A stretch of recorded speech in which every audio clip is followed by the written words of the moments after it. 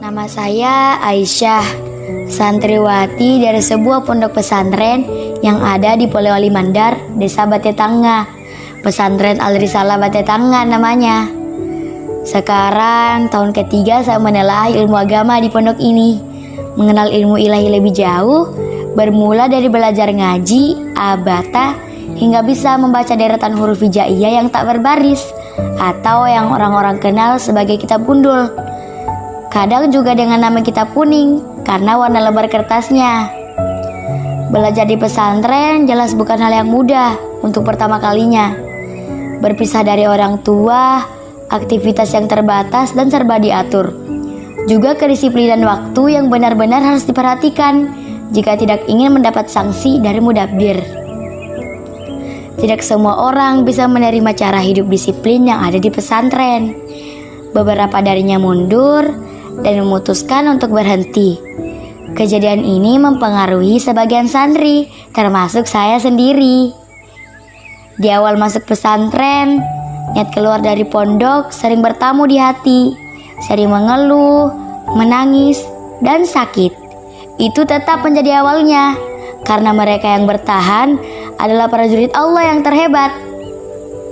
Jelas kata lelah selalu terucap, tapi niat yang berpondasi lillah menjadi penyanggah di setiap kalah, bertahan dari kata menyerah dan siap bertarung lebih demi Allah. Tidak lupa rangkulan kiai dan asatis yang mulia, setia menenangkan hati yang gundah, takut menyudah.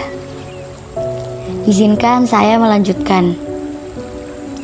Bertemu dengan banyak etnis dan berbicara dalam banyak bahasa menjadi mata pelajaran di luar sekolah yang menyenangkan. Kami bercanda, belajar, dan mengajarkan budaya etnis kami pada yang lain. Begitupun sebaliknya. Dan juga belajar dengan jiwa kompetitif menjadi kebiasaan kami sejak awal.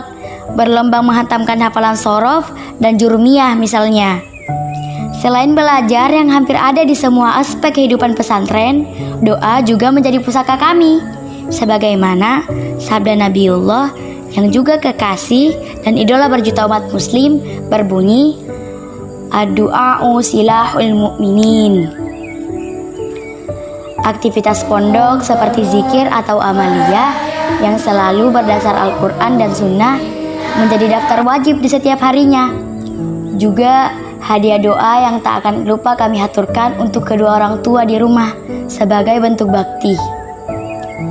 Di hari 22 Oktober tahun 2021, untuk ke-6 kalinya kami merayakan Hari Santri Nasional, bentuk penghormatan dan apresiasi terhadap santri dan ulama dahulu yang dengan lafaz takbir dan semangat jihadnya berhasil mempertahankan kemerdekaan Republik Indonesia. Kami bersyukur dan bangga sejak keputusan Presiden nomor 22 tahun 2015 ditetapkan. Pendidikan pesantren mulai dilirik. Pemerintah juga memberikan posisi khusus untuk pondok pesantren yang dinilai sangat berhasil mencetak generasi bangsa yang berkualitas.